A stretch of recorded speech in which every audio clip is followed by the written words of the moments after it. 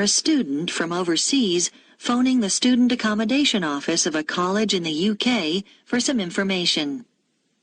First, you have some time to look at questions 1 to 4 on page 2.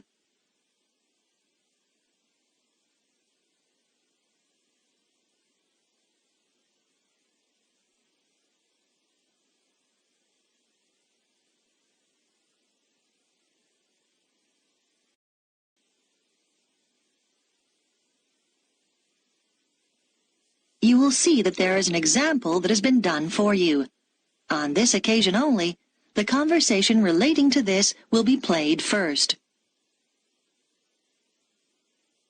College Accommodation Bureau, Darren speaking. How may I help you? Oh, good morning. I'm starting at the college in September, and I need to find some accommodation. Right. Well, there are various options. The first one is to stay in college accommodation. That'd be a single room.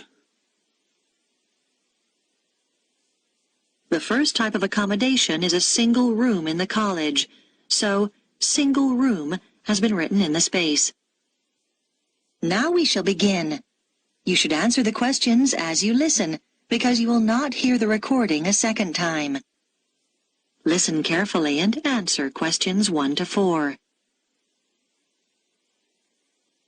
College Accommodation Bureau, Darren speaking. How may I help you? Oh, good morning. I'm starting at the college in September, and I need to find some accommodation. Right. Well, there are various options. The first one is to stay in college accommodation. That'd be a single room. How much would that cost? Well, it depends. For a standard room, you're looking at £3,276 for the year. That's just for a room with wash basin. Or £3,834 if you want an ensuite. That's with your own small bathroom. I see. That's more than I expected. It does include heating. That's quite a saving because energy costs can be high, especially in winter. Does it include meals as well? No. All our rooms are self-catering now. There's a shared kitchen on each corridor where you can cook if you want to, or there are plenty of places to eat out on campus. Okay, and you said that's the price for the whole year? Well, you pay annually, but actually it's for 36 weeks. It doesn't include holidays. You have to vacate the room then. Oh, I'd need somewhere to stay in the holidays. I can't afford to go home. The flights are too expensive. Well, there is another option. Several families who either work at the college or have children studying here offer visiting students a room in their homes. Oh? We call this arrangement Home Welcome, and we've still got a few places left at the moment. You pay £150 per week, and that includes breakfast, a packed lunch, and dinner, as well as heating. Is there a contract? Do you have to stay for the whole year? No, it's flexible. It sounds really good, but I'm not sure. I really want to be a little more independent. Before you hear the rest of the conversation, you have some time to look at questions 5 to 10 on page 2.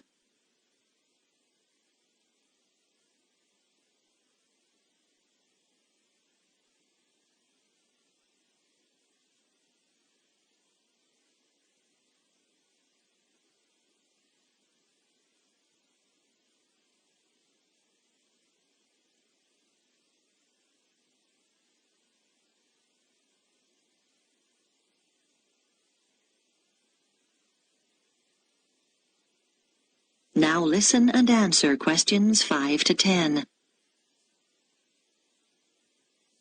What about finding somewhere to live off campus? Yes, you can rent a property in town privately. You might want to rent a room in a shared house. You'd have a room of your own and share the kitchen and bathroom with other students. What about if I don't want to share? You can get what we call a studio. They're often quite small, but they'll have everything you need. Right. How much would those two options cost? Well, prices vary depending on which part of town the property's in. Generally speaking, the cheapest is around £275 a month for each student. Oh, that's not too bad.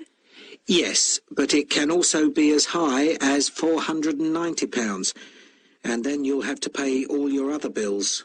What sort of amount would I be looking at for those? Well, last year, students were paying on average about £43 per month each for gas and electricity. This year, it'll probably be somewhere in the region of £48. That's a lot. Yes, they've gone up quite a bit, and on top of that, you have to pay for water, and that'll probably be around £9. That didn't occur to me. And I guess I'd have to pay for transportation, too. That's right. Most of these properties are quite a long way from the college. Oh, it just gets worse and worse. What's the minimum contract on this type of accommodation? 6 months. And you have to pay a deposit. But of course, you can stay there over the holidays. That's true. And you'd have to provide references.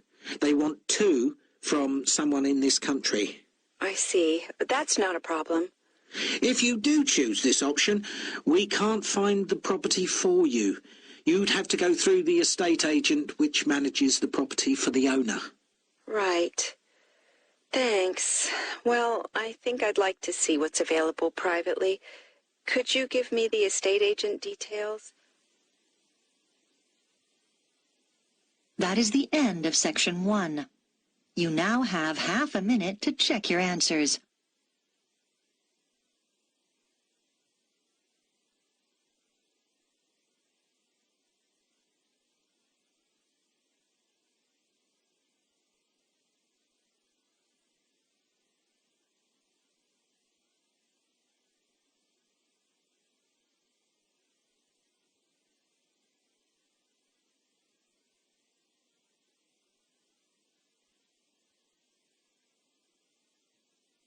Now turn to section 2 on page 3. Section 2. You will hear an audio guide introducing visitors to a museum. First, you have some time to look at questions 11 to 15 on page 3.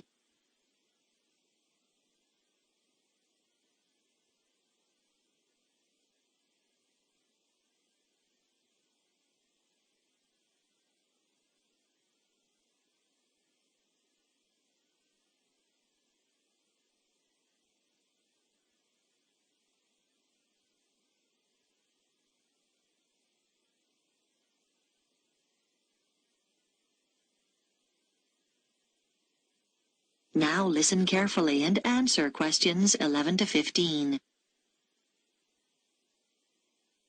Welcome to the Global Museum, located at the heart of this truly multicultural city, which is home to more than 60 different nationalities. The museum has a number of exciting displays and exhibitions, and this audio guide is designed to help you make the most of your visit. Altogether, the museum has 18 different galleries, and this season sees the opening of 3 new exhibitions. We recommend that you begin your tour by visiting this season's highlights. The Heritage Clothes exhibition is located in Gallery 5 of the museum. People who live in the area have spent 2 years preparing this exhibition, which brings together some of the fascinating garments traditionally worn in their own communities. They research the history of their community's clothing traditions and the customs and rituals associated with them. Altogether, 16 countries are represented, from Ghana to Korea, from Turkey to Nepal. The photographs that accompany each display case were taken by some of the City College students who are studying design and show the clothes being modelled by the real people who wear them in the course of their everyday lives. Another highlight this season is the exhibition called Toys from the Past, which can be found in Gallery 9. This exhibition, which will appeal to people of all ages, is on tour throughout the country and will be here for 10 weeks only. The exhibits include dolls made over 100 years ago with beautiful porcelain faces and, in some cases, real hair. The collection covers the favourite toys such as wooden train sets from many different generations and provides plenty of interest for children and adults. The gigantic board games, which are laid out on the gallery floor, are one of the most popular activities in the exhibition and should not be missed. This exhibition concludes with a special display of miniature toys. These small objects are on loan from countries all over the world and in some cases measure no more than a few centimetres. There's a tiny car made from matchsticks, a toy aeroplane complete with pilot and passengers made out of seashells, and some exquisite little buildings no higher than 4 centimetres. Before you hear the rest of the talk, you have some time to look at questions 16 to 20 on pages 3 and 4.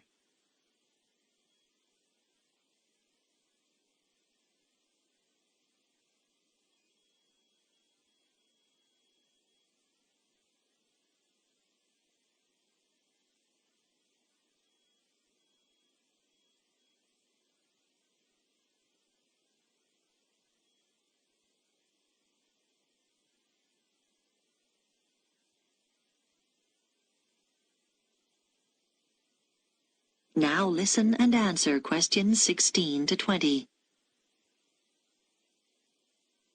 The final gallery highlight of the season is the Biscuit Gallery at number 15.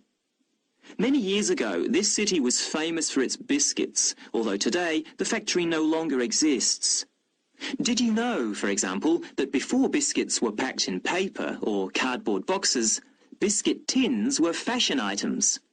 The factory made tins, round, square, triangular, hexagonal, for a whole range of different occasions, to celebrate national events, festivals, famous faces and so on. One fascinating display deals with people's favourite biscuits. There are sweet biscuits and savoury ones, biscuits filled with jam and biscuits filled with currants, biscuits with pink, yellow and white sugar icing, or coloured sugar flowers. When the factory finally closed, it announced that people's favourite biscuit was not, as you might expect, a chocolate biscuit or one filled with jam and cream, but a plain, savoury one which was eaten with cheese. When you get to the end of the exhibition, there's an entertaining hands-on activity to fill your own biscuit tin. All the biscuits ever produced by the company are piled up on a table along with various tins. The biscuits are made out of thin pieces of wood, but the weight, colours and shapes replicate the original biscuits. Your job is to fill a tin with biscuits so that when the lid is taken off, they sit there as neatly as they did when the job was done by machine. It's not as easy as it looks. If you would like to buy a memento of your visit, there is a museum gift shop selling postcards, souvenirs and handmade pottery next to the information desk on the ground floor. And finally, if you don't want to carry your coats and bags around with you during your visit, please make use of the free lockers provided by the museum. Enjoy your visit. That is the end of section 2. You now have half a minute to check your answers.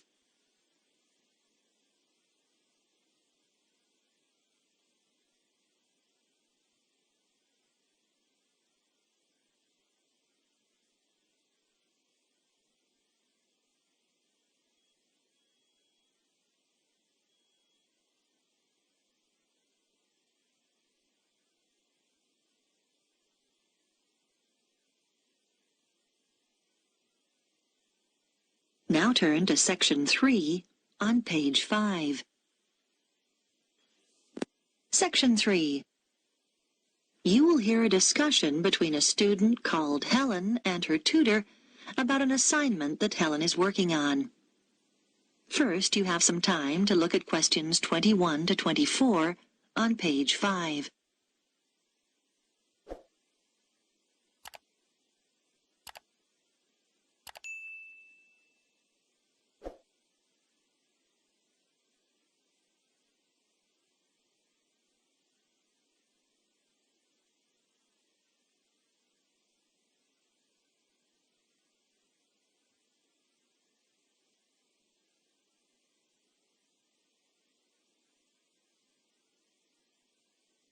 Now listen carefully and answer questions 21 to 24. Come in, Helen. How can I help you? Well, I'm doing research for the anthropology assignment, and I was hoping to check a few details. Sure. You chose the topic of Pacific Island tapa cloth, didn't you? What have you found out so far? Well, I was going to introduce my assignment by saying that the tapa cloth is a fabric made from bark, just the outer layer of the trees. It's particularly common in the Pacific Islands, but not exclusive to them. In fact, many other peoples around the world have made high-quality cloth from bark. But what sets Pacific tapa apart is the incredible variety of roles it's played in this region. Yes, nice introduction. Though I think you could be more specific regarding dates. Okay, so what about the raw materials used? Well, tapa cloth is made from several species of tree. In the Pacific, the paper mulberry tree is most common, but it doesn't thrive in all conditions. In fact, it wasn't originally found in the islands, but was carried in their canoes by the first migrants. Tapa is also made from the breadfruit tree, which is convenient because its fruit is a staple food. The paper mulberry tree is only grown for tapa making, though. Yes, that's good. Now, what about the Maori people here in New Zealand? But the Māori don't make tapa now. That's right, and you need to account for it. We know that when Maori migrated here from the other Pacific Islands, they were prepared to make tapa because they brought the paper mulberry tree with them. The thing was, after they'd been in New Zealand a bit, they found the flax plant, which is superior to tapa because it makes a stronger fabric. By the time Europeans arrived in the 18th century, Maori were making all their fabric from flax and had been for some time. Okay. So, with the production process itself, first the inner bark is beaten with wooden hammers to soften the fibres. Then the different pieces are glued together using an adhesive paste made from the arrowroot tuber. This is the only way to fabricate large pieces of cloth because bark strands are too fine to be woven together and stitching isn't strong enough. Before you hear the rest of the discussion, you have some time to look at questions 25 to 30 on page 6.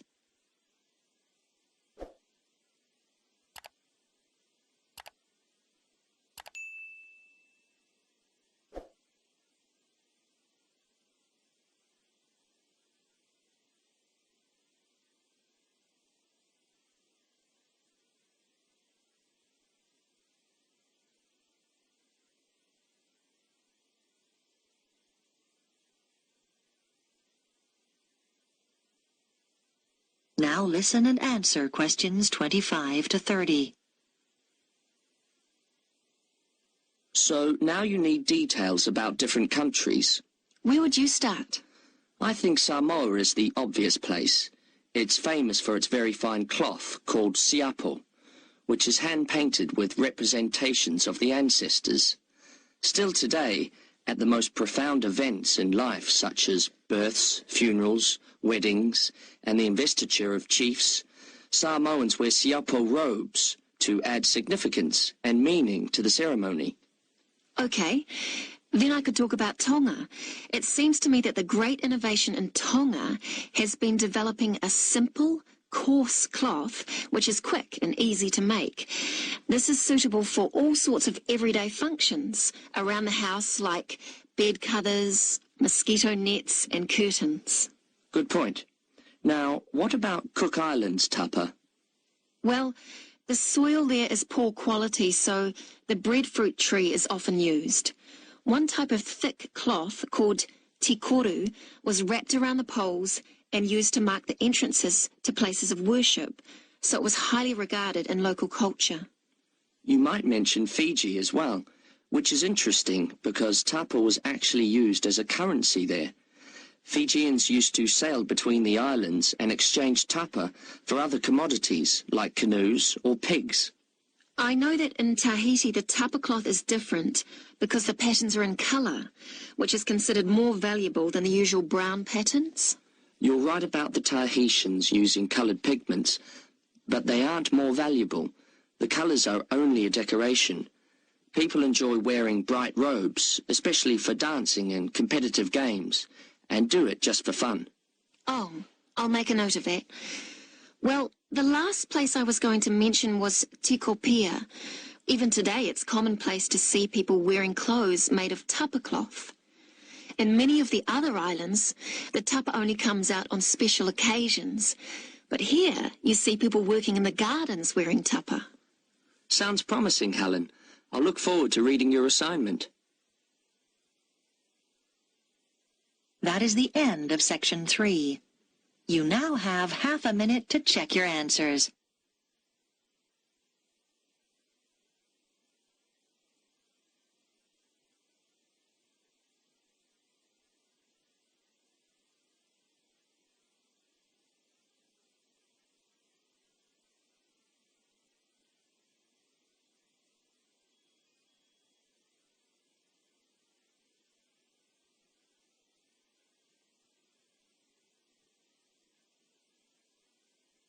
Now turn to Section 4 on page 7. Section 4. You will hear part of a talk about research into learner persistence given by a university lecturer to her colleagues. First, you have some time to look at questions 31 to 40 on pages 7 and 8.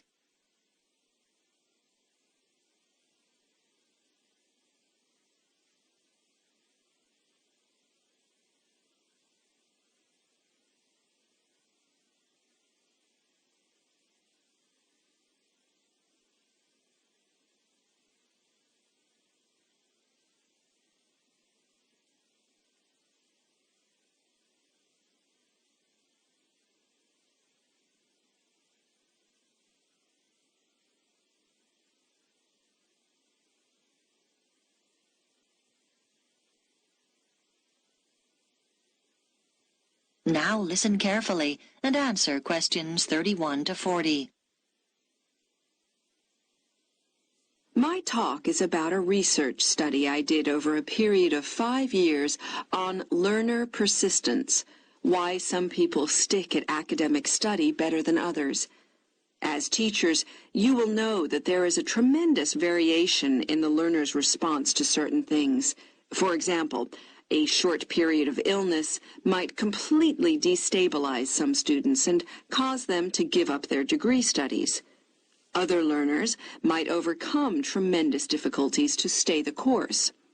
I am particularly interested in this second group, who are the ones with learner persistence. What I decided to do was design a research study using a sample of my university's third-year undergraduate students, 295 in all, who obviously had already stayed the course pretty well. The sample was drawn from a range of ages, but there was deliberately a significant number of mature students, and all respondents were living at home in the local region. I wanted to have this element of consistency, not having some coming from outside the area and living in university accommodation. It should be noted, though, that there was significant variation in home background to reflect the variation in our student population. I designed questionnaires which were devised to elicit what their concerns had been as they started the course, and what had sustained them throughout the 3 years. Findings from the first section indicated that their worries when they started varied from financial concerns, though this had not been as strong as I expected, to career prospects. But mature students with children tended to emphasize uncertainties about their relationship with them.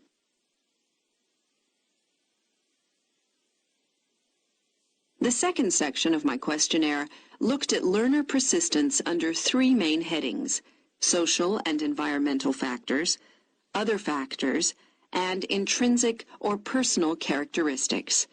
I identified 3 levels of importance for each of these. At the first level, those points identified by participants as most important in learner persistence. For social factors, many respondents said how crucial it had been to have good support, though there was no one specific source. It could be family or friends. As regards other factors, students are heartened not so much by high grades, but by what they regard as success in study.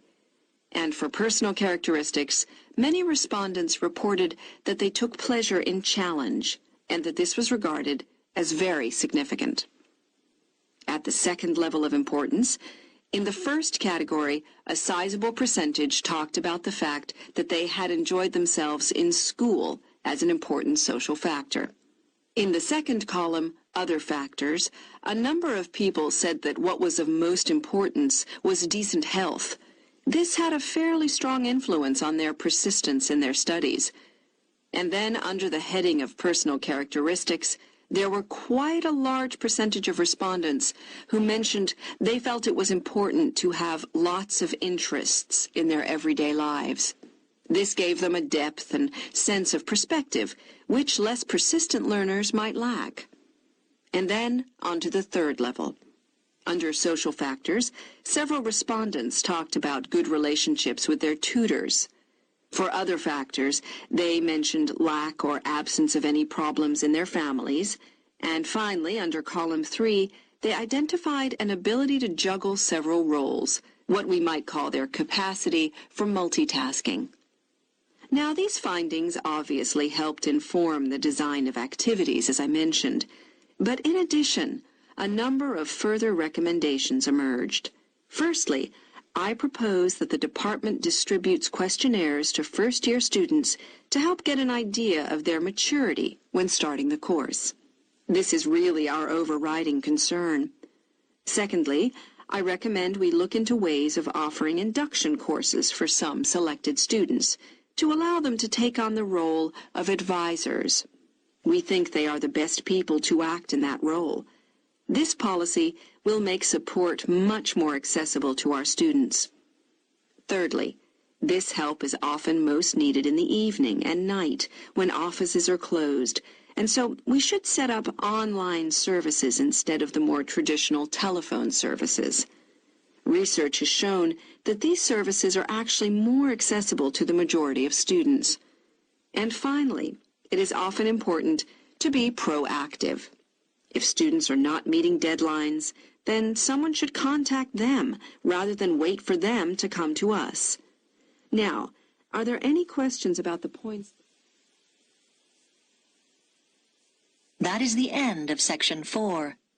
You now have half a minute to check your answers.